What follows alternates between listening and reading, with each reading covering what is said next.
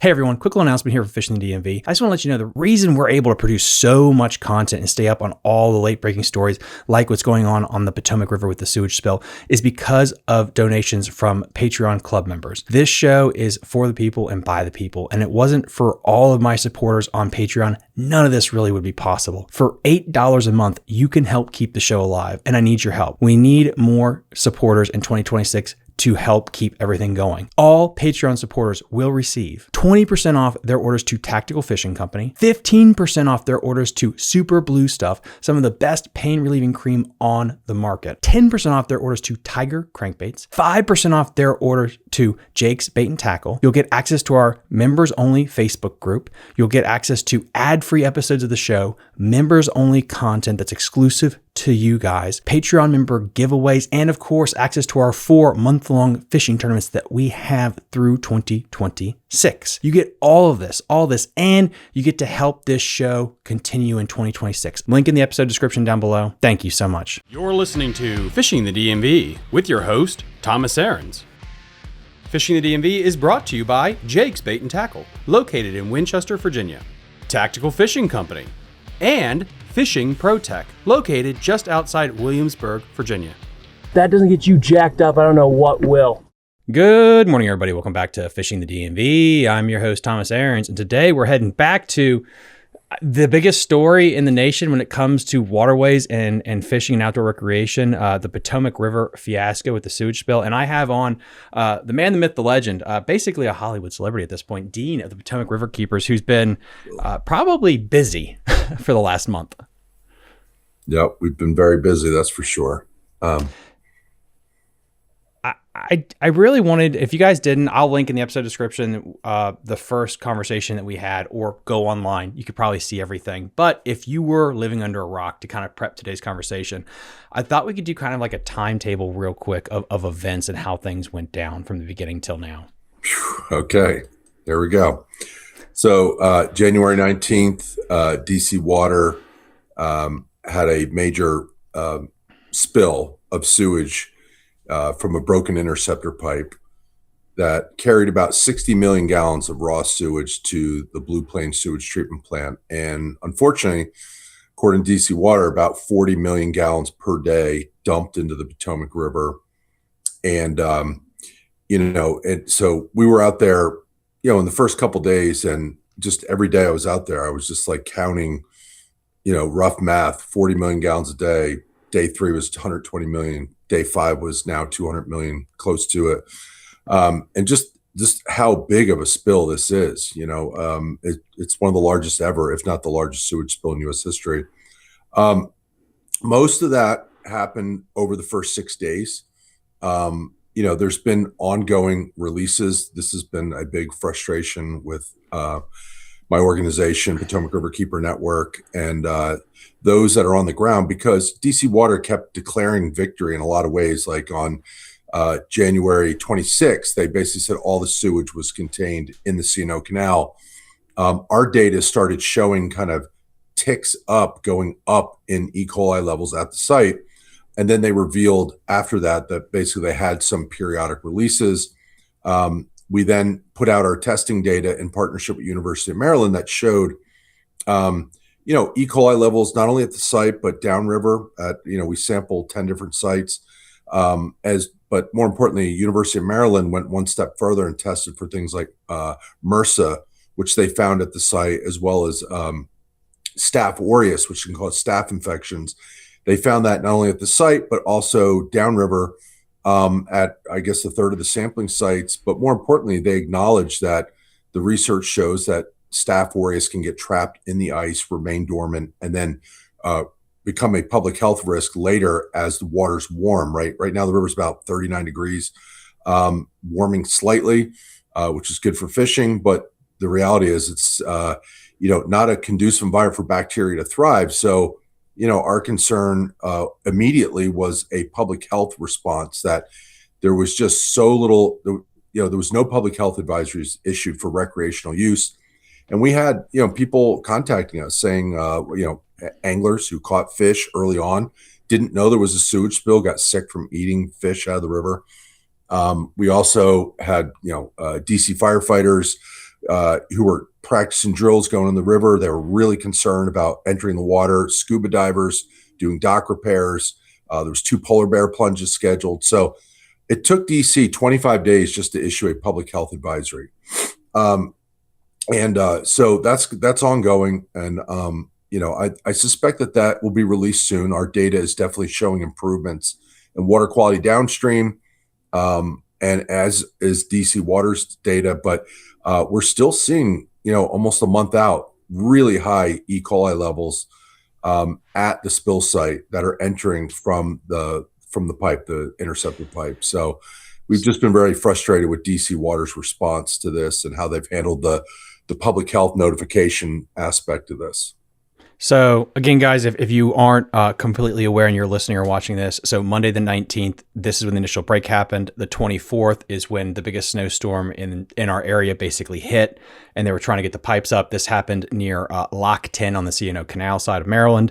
And then I believe there was, after we spoke last time, there was some kind of kerfluffle with the Super Bowl and the pumps breaking. Could you elaborate on that? Because I only saw it on social media posts. I never saw a news clipping that specifically talked about that.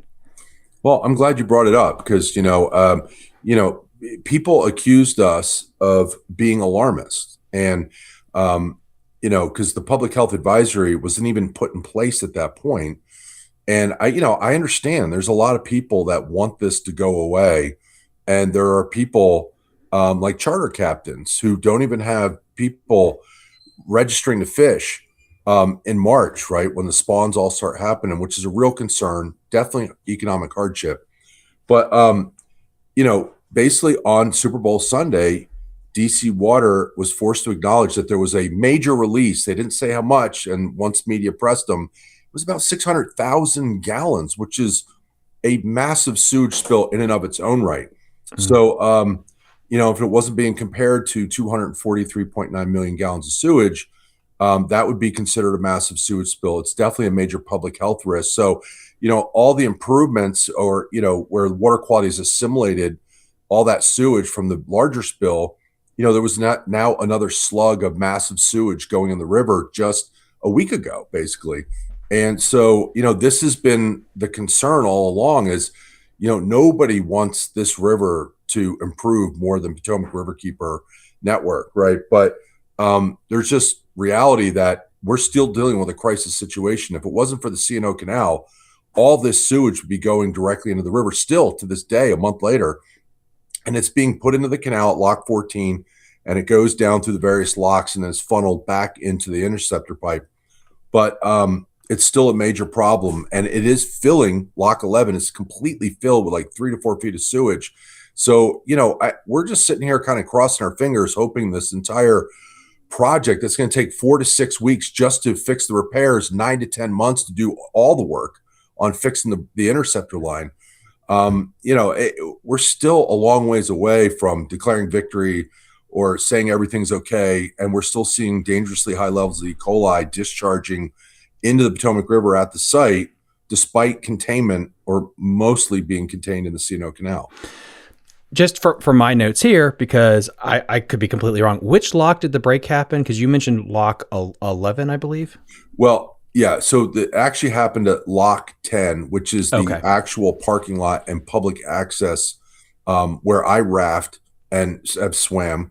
But the sewage is being diverted by all these pumps up from the break in the interceptor line into the C&O Canal at Lock 14, Lock 13, Lock 12, and then it moves down, and Lock 11 is where it's being contained, and then there's this impoundment right near Lock 10 that diverts all the sewage back into the interceptor pipe. So it just provides a bypass of sewage for the sewage water to go around and back into the interceptor pipe. Thankfully, that 200-year-old canal was there. Or there's still be raw sewage just dumping unabated into the Potomac River. When did the pumps, rough estimate, when did the pumps go online the first time when this initiated? So again, 19th is when the break happened with the blizzard. When did they actually get the pumps installed to help reduce the amount of flow into the river?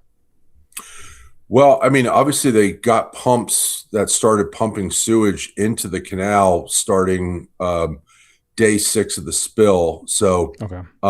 and that's when they started containing the spill, which is great. But they've continued to add more pumps. They just bought additional pumps. There's now, I believe, 10 there, and I think more coming, because there's just so much sewage, 60 million gallons a day going through this pipe. And they found that there was, in addition to the break, that there was boulders that fell into, giant 4-foot boulders into the pipe itself, which have to be removed before they can do a lot of the repairs and fixes. So they've had to, and the only way you could do it is by people going into that pipe, which is terrifying. And so credit to the workers out there. But the reality is that all those pumps are used to divert all that sewage so crews can get down into that pipe. I think I'm really glad you hit that. So the amount of sewage that flows through this pipe is 60 million gallons. And if any of the pumps that they have now go offline, automatically you're going to have another crisis on your hand, basically. That's what happened on Super Bowl Sunday, actually. That pumps clogged up with wipes, and there was additional sewage discharges of roughly 600,000 gallons that went into the Potomac River yet again, more than 20 days after the initial rupture or of the broken interceptor pipe that sent 40 million gallons a day. And today, it's 243.9 million gallons, according to DC Water. But I still think that number is probably a little low, quite frankly. Another big question, again, I tried to scour the internet to find some actually good questions. And one was like, who takes ownership of this when it comes to the break and fixing the pipe? Well, I mean, it's DC Water's responsibility. Blue Plains is based in Washington, D.C. It is the largest advanced sewage plant in the world. It's a good plant. It receives about 380 million gallons per day. This is one of the major lines that come from Dulles Airport in Loudoun County that carries about 60 million gallons a day. So it's Virginia sewage. It's DC Water's lines and sewage plant collection system, but a spill that happened in Maryland. So there's a lot of interjurisdictional issues at play here. But the bottom line is it's DC Water's responsibility.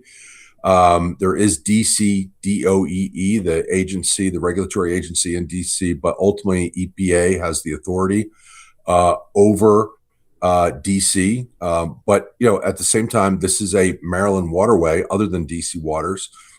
We've been calling on the Maryland Attorney General to step up and hold DC Water accountable, because it just appears that the Environmental Protection Agency isn't doing much about this issue, which is really sad and disappointing.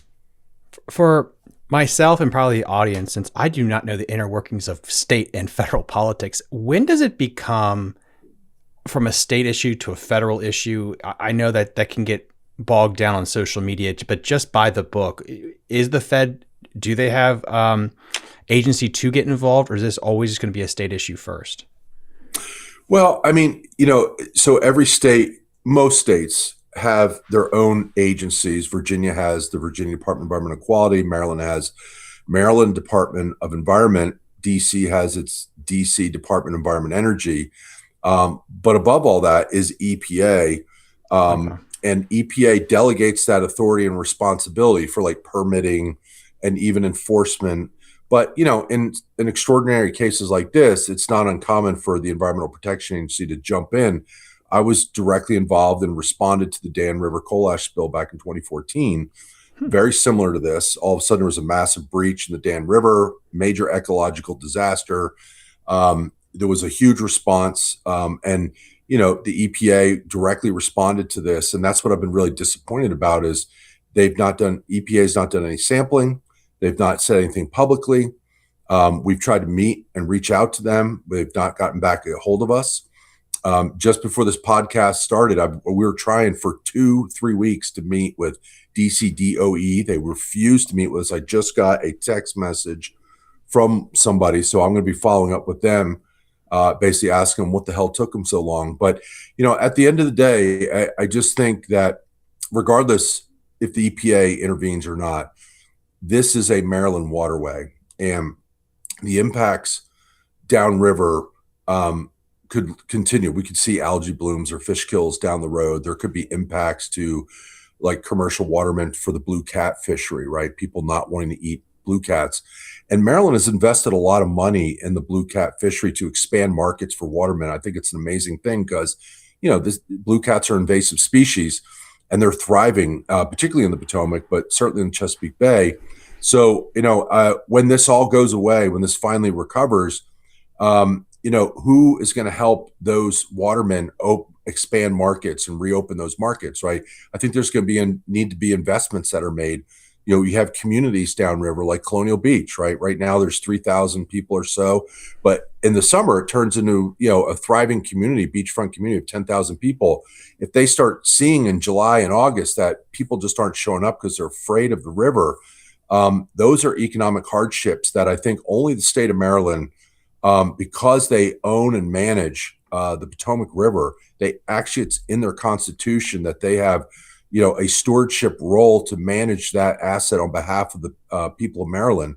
They got a job to do, and I don't see it coming from the EPA. And I just think most importantly, just recognizing that we don't want to just see a fine that goes into the U.S. Treasury. We want investments made back into the Potomac River to improve our fisheries, to help improve water quality, to help communities that have been harmed, our watermen downriver, to open markets again. I think these investments, and it's going to be millions of dollars, is not going to come willingly from DC Water or DC government, who doesn't really look past the Woodrow Wilson Bridge, right? Because that's where their jurisdiction ends. But somebody needs to make them, and I don't really think it's going to be the Environmental Protection Agency. I'm really hoping it's the Attorney General of Maryland, who's joined Potomac Riverkeeper in litigation in cases against polluters like Metcom Sewage, La Plata. Right now, we're working with the Attorney General's office in a sewage case downriver. I just would love to see more accountability because nobody is holding DC Water accountable for this. Tactical Fishing Company is a veteran-owned fishing brand that specializes in soft plastics and hollow body frogs that are designed in-house. They collaborate with anglers across the country, giving you some of the best designs out there. If you haven't checked them out yet, you're really missing out. Their number one selling bait is the MRE, Minnow Ready to Eat Hybrid Swim Bait. It flat out catches fish. Whether you're throwing it on your favorite spinnerbait or bladed jig as a trailer, or using it as a standalone finesse presentation, it's one of those baits you can keep tied on all day and stay confident in. And if you're chasing snakehead, Tactical Fishing Company has you covered. They make some of the most rugged, durable frogs out on the market today, from the Dragon Pop to my personal favorite, the Rizzard. When it's time to try and tame your next dragon, they've got the tools you need to make the day on the water memorable. So go support a veteran-owned business, fish with confidence, and make every cast count. Check out Tactical Fishing Company, link in the episode description down below. Every angler knows the feeling. Your shoulder burns after a long day of casting, your lower back and your knees feel super stiff from standing on the front of the boat all day trying to fill out that limit. You love being out on the water, but your body pays the price. That's why I keep Super Blue Stuff roll-ons everywhere I go. Tackle box, truck, home, glove box my boat. I've been using their product since I was young, and the natural pain relief with the emu oil and herbs that works in about 5 minutes. With no harsh chemicals, no strong medical smell, just rub it on and get back to fishing. Spring season is almost here, so stock up now. All Fishing the DMV viewers and listeners will receive free shipping off of their roll-on orders when they use the code FISHING at bluestuff.com/fishing, or you can give them a call at 866-571-BLUE. Again, you can use the website, bluestuff.com/fishing, or call 866-571-BLUE and use the code FISHING. And if you're watching on YouTube, put your phone up to the screen right now and use the QR code, and that'll take you right to the website. Thank you guys so much. I swear by this product, and I think you'll like it too. All right, guys, I wanted to give a quick shout out to our newest sponsor, Fishing ProTech. They are located outside of Williamsburg, Virginia, in Tuano, Virginia. If you're a serious angler, and I'm talking about a serious bass angler, you have got to go check out this shop. They have one of the greatest collections of JDM tackle on the planet. I'm talking Megabass, Depths, IMA, OSP. They got it all. And these are the baits that you're seeing on TV winning all those big tournaments. So if I were you, I would go down there and check it out, pick up the bait that's going to win your next tournament. I'll put a link in the episode description to their Facebook, phone number, and address. Tell them I sent you. What will are there going to be any impact studies done or planned in the future? And what about like the sediment samples? Like how is this going to affect the?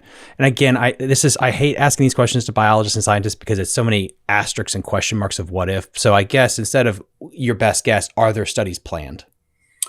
Well, I mean, according to DC, they are doing some ecological, health risk assessment, whatever that means, that. But I want to see it translated into meaningful things. So, for example, we sued Alexandria just a few years ago. And in addition to fixing all these oil and naphthalene discharges to the river, they put $300,000 of freshwater mussels back in the river. We didn't want a penalty to go to the Treasury. We wanted those investments put back into the river. Mussels are vital for cleaning the river up. We want to see DC do something along the same lines. Like, don't tell us everything's okay. Just pony up and make those investments in restoring the health of the river, right? And then part of that is downriver as well. All the things that I just recently talked about, natural resource damage assessments, right? And so as far as the sediments go, I think that's more of an issue immediately at the site and directly downstream. I don't see that as being an issue maybe way downstream, but certainly, as I mentioned earlier, there could be, fish kills as the water warms up or algae blooms.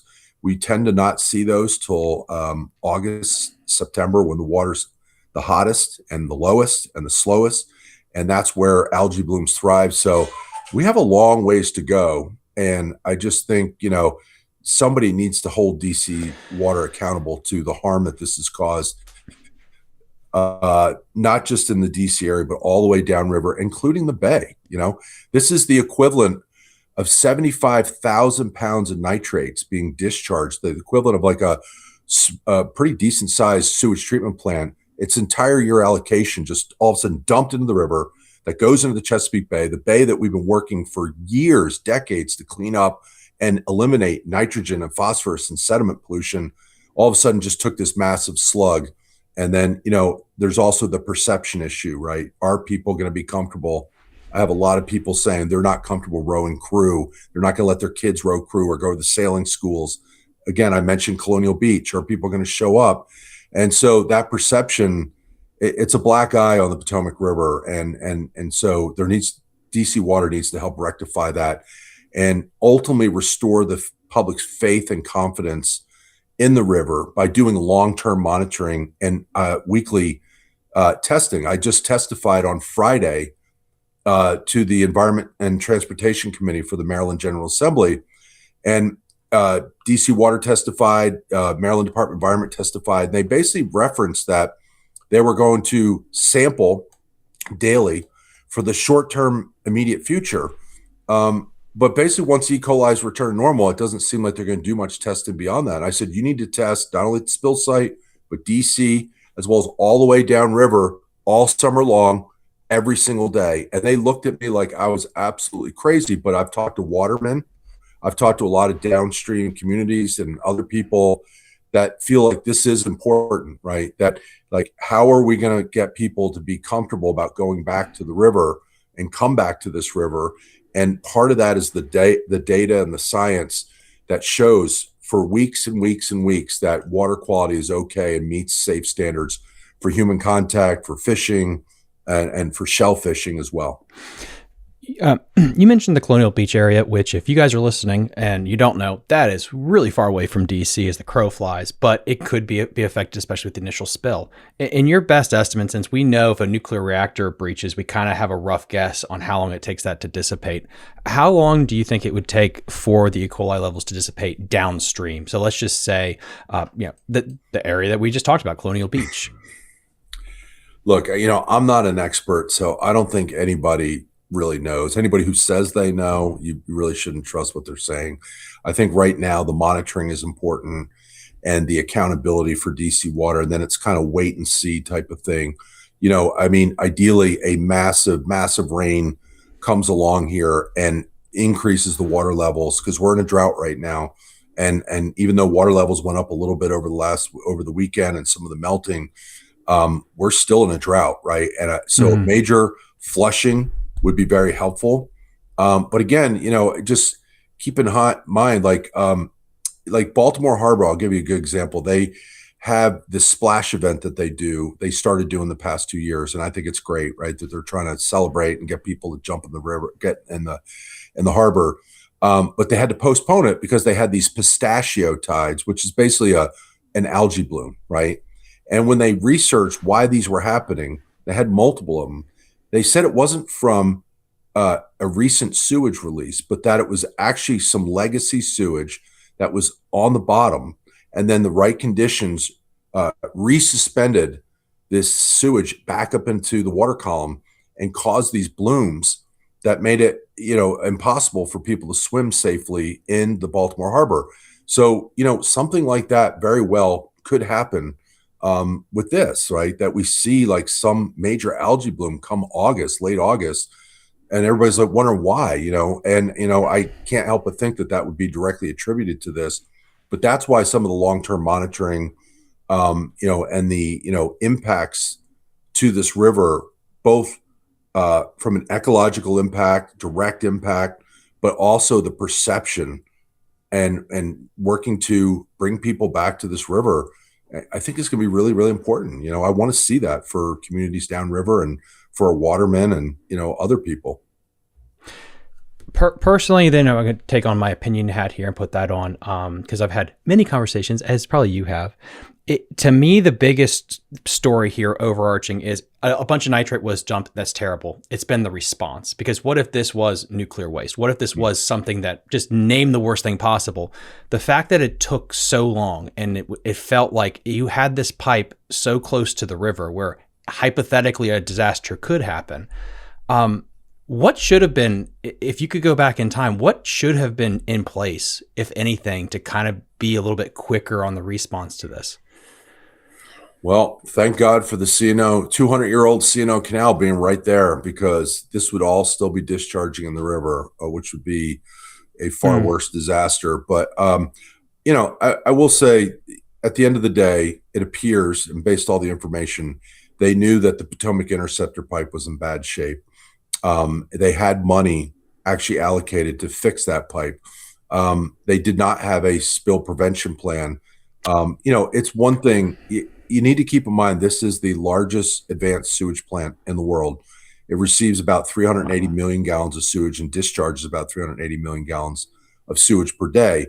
The interceptor pipe was 60 million gallons coming from Dulles Airport in Loudoun County, but one of the largest pipes coming into the Blue Plains sewage plant, right? So, I've dealt with a lot of sewage spills over the 25 years I've been a riverkeeper, but, it's one thing to have, a 3,000 or even a 10,000 gallon. I've even dealt with 15 million gallon sewer, a big lift station broke, but this is just an extraordinary amount of sewage at a system. So they had no spill prevention plan at all. I certainly would like to see that in the future, particularly with an artery of this significance, right? It's not a tiny little pipe that runs along a creek where it's only carrying tens of thousands of gallons of sewage, but literally tens of millions of gallons of sewage that still would be spewing in the river if it wasn't for the C&O canal. I'm really glad you said that. Just the visual of an artery. That's what it was. It was the vital artery that got nicked. And if anyone's watching any medical shows, like that's what you've been trying to stop. It's just that they didn't have I don't know. I guess you never think it's going to happen, but the fact that they didn't have a plan in place for what if the worst case scenario, especially because you're right, without the canal, oh my God. I mean, you look at like these big petroleum storage tanks, right? They actually have berms and spill containment all around them as a requirement. Would it capture if there was a puncture at the bottom and all that oil, ran out of it? No, but at least there would be some capture. There would be some spill prevention. None of that was in place here. So DC Water will probably say I'm nitpicking them too much, but the reality is now they are dealing with one of the largest, environmental disasters in U.S. history, one of the largest sewage spills in U.S. history, if not the largest. And, it's going to really blemish the Potomac River. And it's really a black eye on DC Water, which was considered a pretty progressive, pretty green agency, if you want to call it that they, considered themselves kind of cutting edge and state of the art. that they were ahead of where a lot of other utilities were doing. And I think they've lost a lot of credibility on because of this issue alone. And quite frankly, just their response to this of getting statements on like misrepresenting and putting out false data readings and then having to retract that and saying the river's safe and then telling people it's contained and turn out it's not. I can't believe somebody at DC Water has been fired yet. And I'm not even talking about the spill. I'm just talking about their response to the spill. I just know that at my organization as a spokesperson, if I made as many mistakes in the last month and my comms director did, we would probably both be fired. And yet there's just no accountability at DC Water. They just keep going on. The mayor doesn't do anything. The EPA isn't doing anything. So the only thing we have are people here that care about the Potomac River.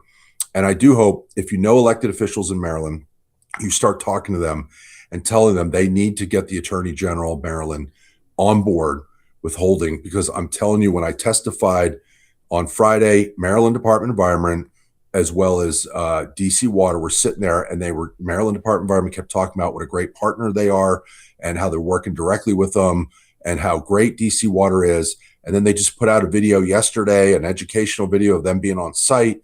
And I'm just really frustrated that the Maryland Department of Environment seemingly has too cozy of a relationship with the polluter that caused the largest sewage spill in U.S. history. Who is going to hold DC Water accountable for all the long-term fixes, not just at the site, but all the way downriver, as we were talking about earlier?